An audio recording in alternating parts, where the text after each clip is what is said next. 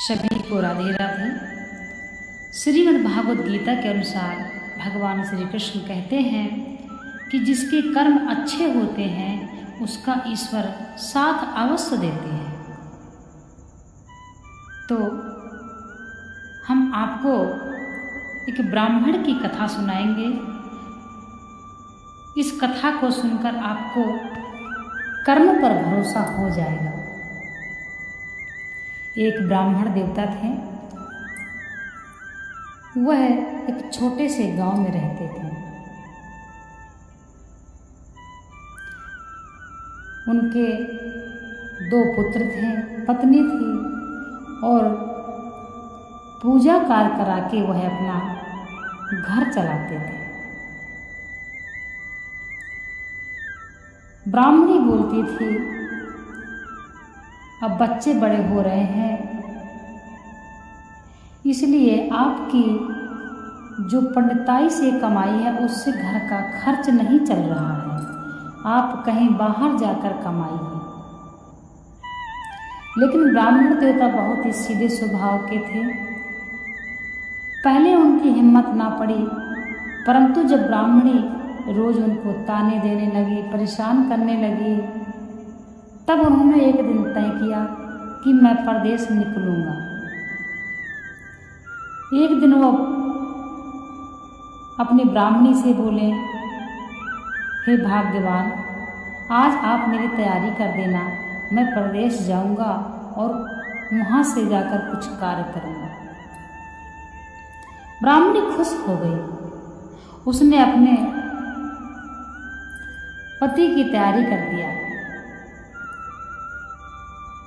तथा लोटा रख दिया, वस्त्र रख दिए,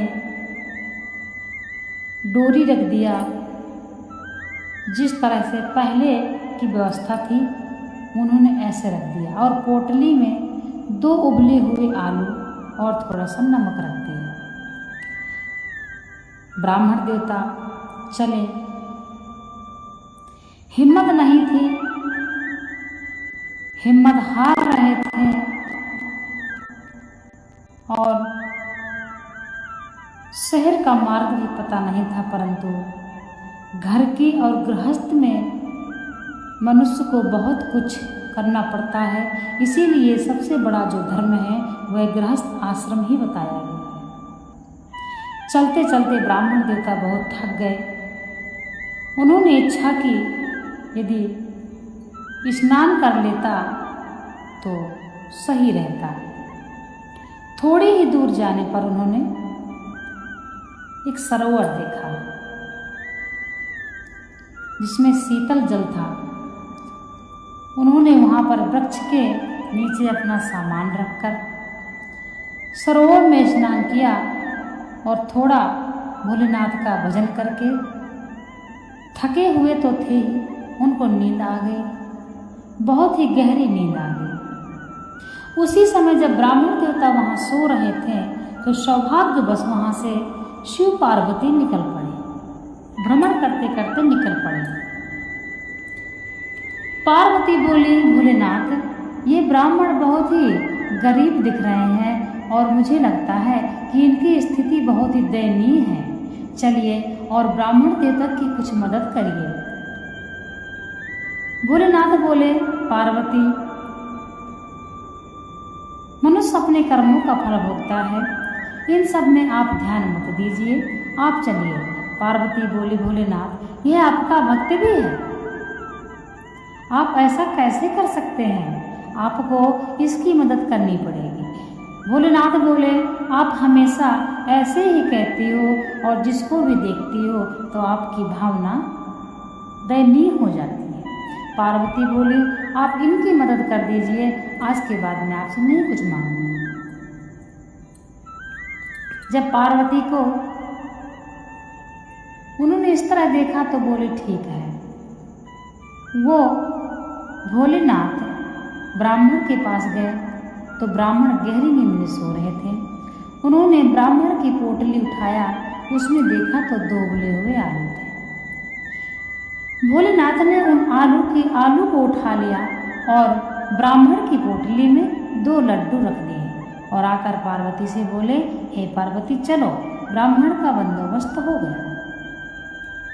पार्वती बोले ठीक है और चल दिए। इधर जब ब्राह्मण की नींद खुली तो तीसरा पहर हो चुका था। ब्राह्मण बहुत ही घबराए हुए थे कि मैं इतनी देर तक कैसे सो सकता हूँ, मुझे शहर पहुँचना है। ब्राह्मण को बहुत तेजी की भूख लगी थी। ब्राह्मण देवता को उस पोटली की याद आई कि साथ ब्राह्मणी ने मेरे लिए कुछ भोजन दिया था।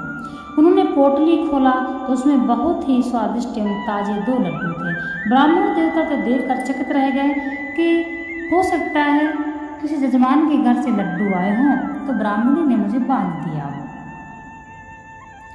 ब्राह्मण देवता दोनों लड्डू उठाकर मुंह पे रखे और खा गए।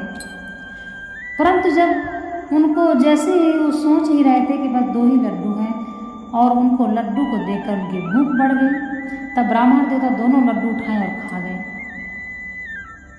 और जल का जो लोटा था उसको उठाकर सोचे अब जल पी करके संतुष्ट होना चाहिए और चल देना चाहिए।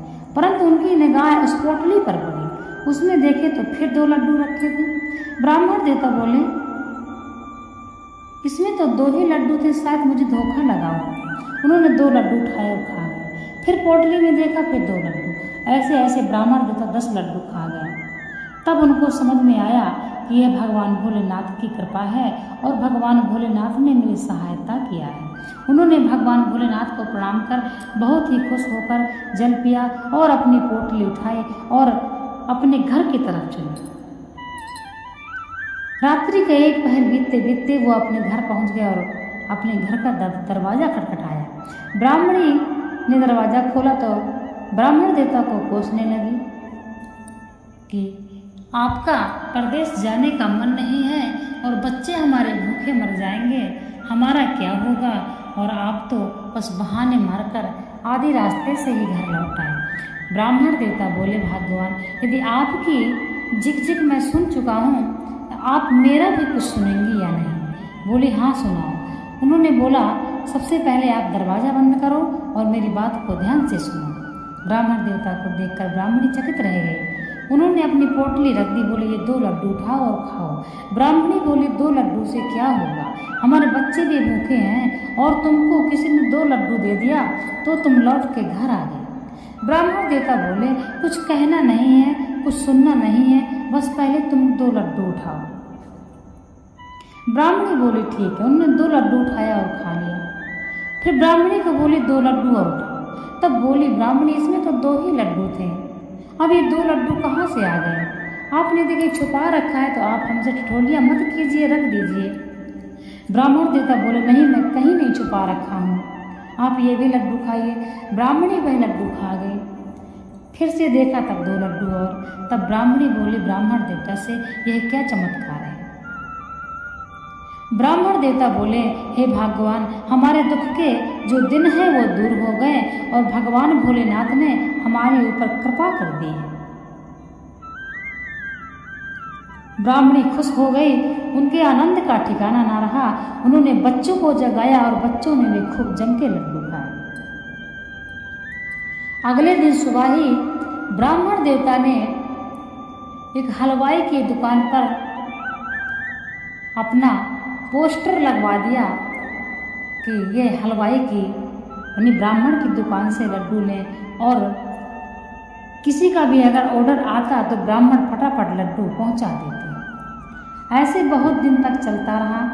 पूरे गांव ब्राह्मण के बहुत बड़ा मकान हो गया और अपनी ब्राह्मणी के लिए उन्होंने अच्छे गहने बनवाए, बहुत ही धनी बन गए।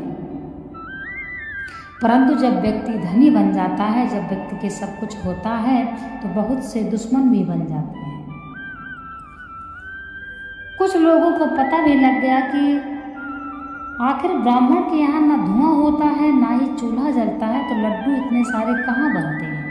इसीलिए कुछ गांव के ऐसे लोग थे जिन्होंने ब्राह्मण के ये रहस्य को जान लिया। वह राजा के पास तक पहुंच गए और राजा से चुगली कर दी कि हे राजा, ऐसी अमूल्य वस्तु तो आपके पास होनी चाहिए, उस भिखारी ब्राह्मण को इसकी क्या आवश्यकता है। राजा बोले ठीक ही है।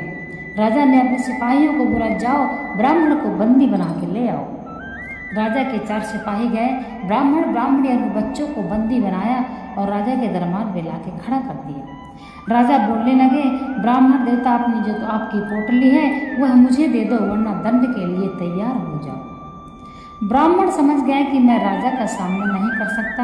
उन्होंने अपनी पोटली राजा को दे दी और रोते हुआ पूरा परिवार अपने घर आ गया। कुछ दिन तक तो बीता, जो धन रखा था उसमें घर का निर्वाह चला और कुछ दिन के बाद फिर वही समस्या आ गई। ब्राह्मणी चिंतन करते करते बहुत ही दुबली हो गई। ब्राह्मण भी चिंतन करते करते परेशान हो गए। तब ब्राह्मणी कहने लगी, हे ब्राह्मण देवता, आप फिर से उसी जगह पर जाइए जिस जगह पर आपका भगवान भोलेनाथ ने यह चमत्कार किया। ब्राह्मण बोले, आप सही कह रही हैं।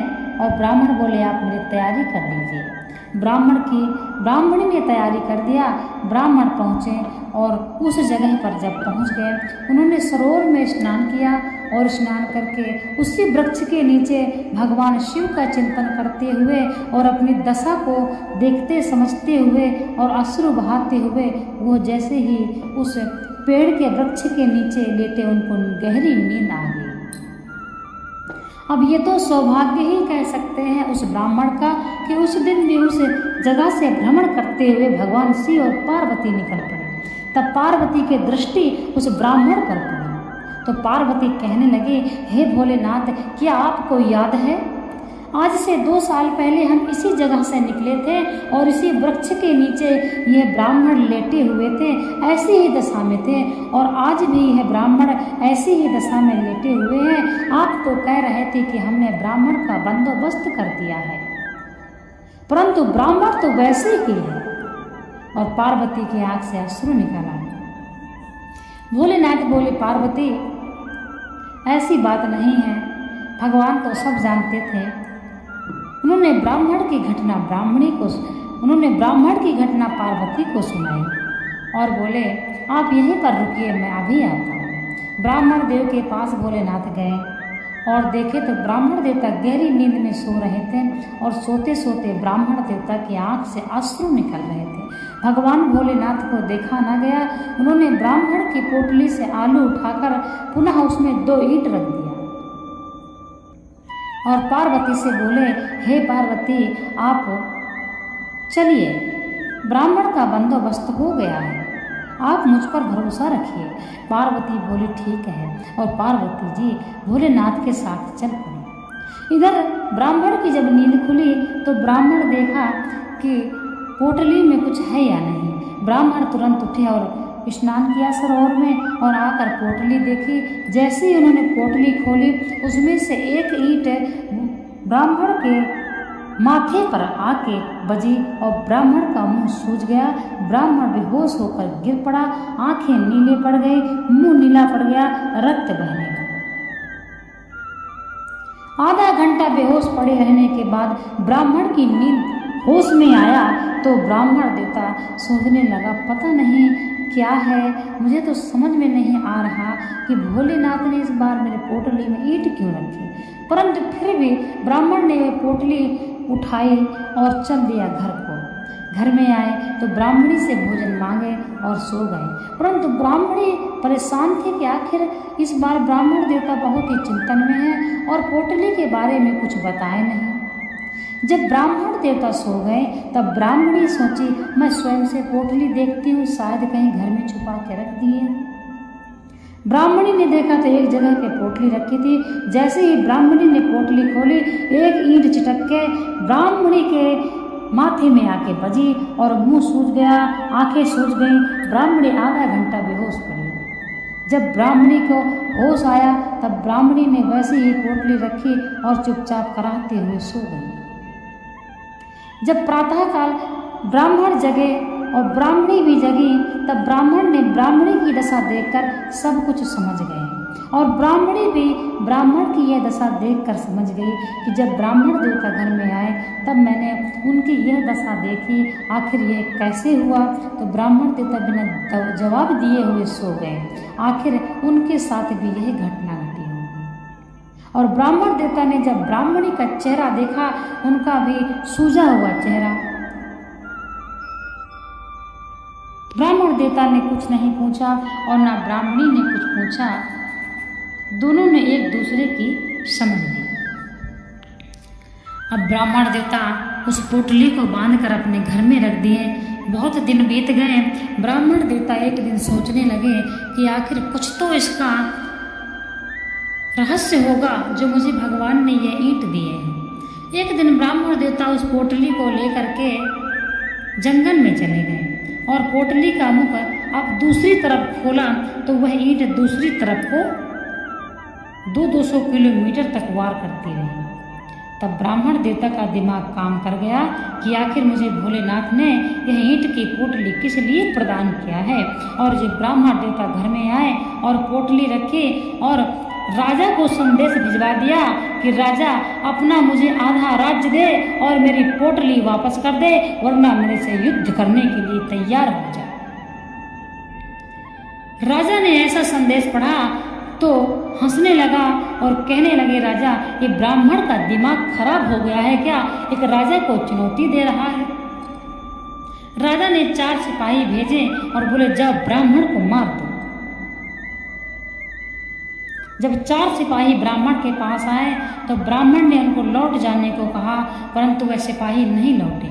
तो ब्राह्मण ने उस पोटली का मुख उन सिपाहियों की तरफ करके पोटली खोल दिया तो ईंट जाके उन सिपाहियों को लहूलुहान कर दिया। जब तक ईंट बरसती रही, जब तक वो सिपाही वहाँ से भाग न गए। जैसे ही सिपाही भाग गए वैसे ही ब्राह्मण देवता ने पोटली की गांठ लगाई और उसको रख दिया। वह सिपाही राजा के दरबार में पहुँचे और राजा से कहने लगे, राजा साहब ब्राह्मण के पास कोई दिव्य शक्ति है। राजा बोले, अरे कुछ नहीं है ब्राह्मण के पास, अब मैं बहुत सी अपनी मंडली भेज रहा हूँ, सब लोग जाओ और ब्राह्मण का काम खत्म करो। राजा ने कई सैनिक भेजे, सैकड़ों सैनिक भेजे राजा ने। तो सैनिक जाकर ब्राह्मण के द्वारे पर कहने लगे, ब्राह्मण से आओ निकलो, तुमको कितना युद्ध करने का शौक है, आओ हमसे युद्ध करो। ब्राह्मण देवता बोले, चले जाओ, बिना मतलब में अपनी जान गंवा बैठोगे। सिपाही बोले, नहीं हमें अपनी जान की परवाह नहीं है। जब वो नहीं लौटे तब ब्राह्मण देवता ने वह पोटली उनके तरफ मुख कर दिया पोटली का और पोटली खोल दिया। इतनी ईंट बरसी, सभी सिपाही लहूलुहान हो गए, सब भाग गए। राजा के पास जाकर बोले, राजा ने ऐसी दशा देखी और राजा आश्चर्यचकित रह गए। अकेला ब्राह्मण ये क्या कर रहा है, मेरे सैकड़ों सिपाहियों को कैसे मार रहा है। तब राजा के कुछ समझदार मंत्री बोले, हे राजा साहब हम बोलने योग्य नहीं है, परंतु हम इस समय बोलेंगे। राजा बोले, मंत्री कोई सलाह दीजिए, कोई दिमाग लगाइए, आखिर क्या किया जाए। तब एक बहुत ही दिमागदार मंत्री था राजा के दरबार में। वह कहने लगा, देखिए वह ब्राह्मण है और भगवान के भक्त भी है, इसमें कोई संदेह नहीं है कि दिव्य शक्ति है ब्राह्मण के पास। आप कुछ भी कर लीजिए, आप जान गंवा बैठेंगे यदि आप ब्राह्मण के पास युद्ध करने के लिए पहुंच गए। और हम ऐसा करते हैं, ब्राह्मण देवता को आदरपूर्वक संधि भेजते हैं। राजा तैयार हो गए और ब्राह्मण को संदेश लिखा कि हम आपसे संधि करना चाहते हैं, हम युद्ध आपसे नहीं करना चाहते हैं। तब ब्राह्मण देवता ने भी संधि भेजी, ठीक है हम भी संधि करने के लिए तैयार हैं और हमें आधा राज्य और हमारी पोटली हमको वापस दे दीजिए। तब राजा ने अपना आधा राज्य और वह ब्राह्मण देवता की पोटली ब्राह्मण देव को वापस कर दिया। इसके पश्चात ब्राह्मण देव राजा बन गए, राज्य करने लगे। उनकी पोटली भी उनको मिल गई, आधा राज्य भी उनको मिल गया और ब्राह्मण देवता राज्य करने लगे। इसीलिए कहते हैं जिसके कर्म अच्छे होते हैं भगवान उसका सहारा अवश्य देते हैं, और जब भगवान देते हैं तो इतना देते हैं कि व्यक्ति संभाल भी नहीं पाता है। इसलिए अपने कर्मों को अच्छा रखना अनिवार्य है। आज नहीं तो कल परिस्थिति जरूर बदलेगी। यदि आज आपको कष्ट है, आज आपको दुख है, तो आने वाला पल आपका सुखी रहेगा, परंतु अपने कर्मों को अच्छा रखिए। जय श्री राधे।